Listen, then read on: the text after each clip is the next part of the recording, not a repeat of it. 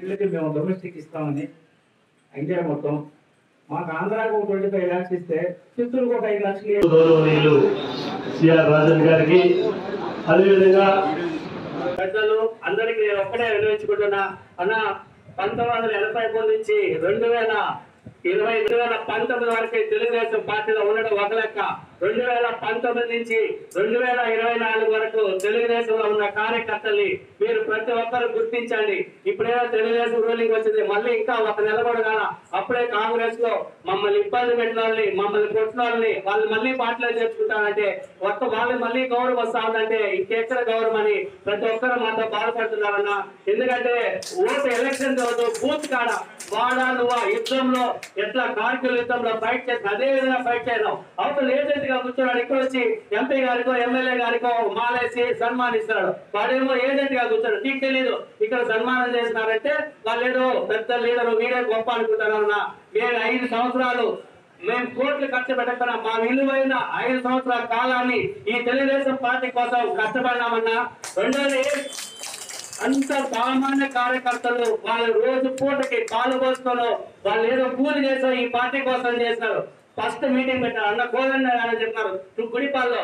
ఆ రోజు ఈ పార్టీ ఆఫీస్ నుంచి బయట రానియకుండా పోలీసులు మమ్మల్ని ఇదే పార్టీ ఆఫీస్ నుంచి బయట రానియకుండా అడ్డుకొని మమ్మల్ని కొట్టి దౌర్జన్యం చేస్తారు. నా చెయ్యి కూడా ఫ్రాక్చర్ అయింది. అలా నాలాగా కటారి అమృత మేడం గారి మీద ఎంత దౌర్జన్యం జరిగిన ప్రతి ఒక్కరి ఇలా ప్రతి ఒక్క తెలుగుదేశం కార్యకర్త ఎన్నో చిత్ర హింసలు అనుభవించి ఈ రోజు రూలింగ్ లోకి వచ్చినామన్నా.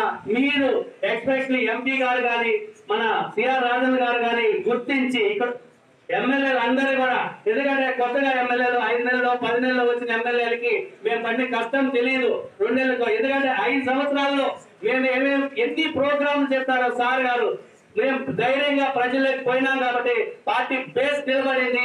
ఆ పార్టీ బేస్ మీద ఈరోజు అందంగా పిల్లలు ఏదైనా కట్టుకుంటున్నారు, ఏమైనా కట్టుకోవచ్చు, కానీ ఆ బేస్ మర్చిపోవద్దన్న.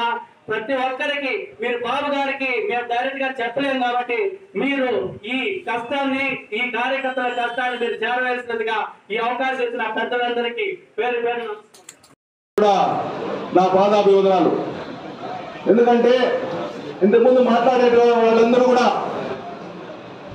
ఏ విధంగా ఈ 5 సంవత్సరాలు మనం అనుభవించాము, ఏ విధంగా రూలింగ్ వస్తే కూడా నేను అప్పటి నుంచి అందరినీ అబ్జర్వ్ చేస్తున్నాను. మనం రూలింగ్ రాకముందు మైక్ ఎత్తుకుంటే విజిల్స్ క్లాప్స్ ఉండేది. రూలింగ్ వచ్చి నెల అవుతోంది, ఇక్కడ ఎవరు ఆనందంగా లేరు. దీనికి కారణం అప్పుడే చెప్పారు, అదే అధికారులు ఉన్నారు, వాళ్ళే మనం అపోజిషన్ లో ఉన్నట్టు మన రుద్రయ్య నాయుడు గారు చెప్పారు. మనం ఇంకా అపోజిషన్ లోనే ఉన్నట్టు చాలా మంది ఫీల్ అవుతున్నారు. ఈరోజు ఆంధ్ర రాష్ట్రంలో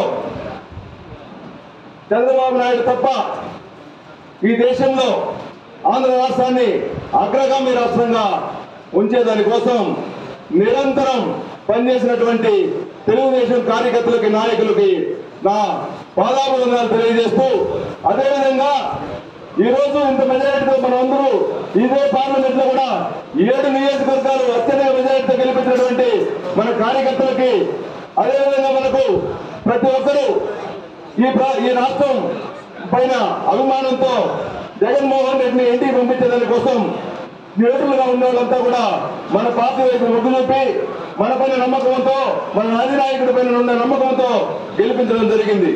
దీన్ని మనం ఈ 5 సంవత్సరాల్లో వాళ్ళ నమ్మకాన్ని ఒమ్ము చేయకుండా మనం సకలమైన పాలన అందించి మనం వాళ్ళు చేసినంత దౌర్జన్యాలు, వాళ్ళు చేసినంత అరాచకాలకు పోకుండా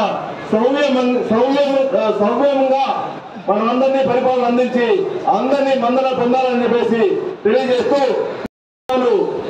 ఉత్పత్తి అయ్యే జిల్లా భారతదేశంలోనే మన చిత్తూరు జిల్లా. అదేవిధంగా మన ఆంధ్ర రాష్ట్రానికి ఇంతకుముందు 2017లో మ్యాంగో బంగినపల్లికి పేటెంట్ కోసం దాంట్లో మన గవర్నమెంట్ తరఫున తెలంగాణ వాళ్ళు అప్లై చేసిన, వేరే దేశం వాళ్ళు అప్లై చేసిన, చెన్నైలో జియోగ్రఫికల్ ఇండికేషన్ కోసం పేటెంట్ కోసం నేను ఈ చిత్తూరు జిల్లా తరఫున రైతుగా కోర్టుగా అటెండ్ అయ్యి మన ఆంధ్రప్రదేశ్ కి బంగినపల్లికి పేటెంట్ తెచ్చిన రైతుగా కూడా నేను తెలుగుదేశం పార్టీలో కూడా గర్వంగా ఫీల్ అవుతున్నాను.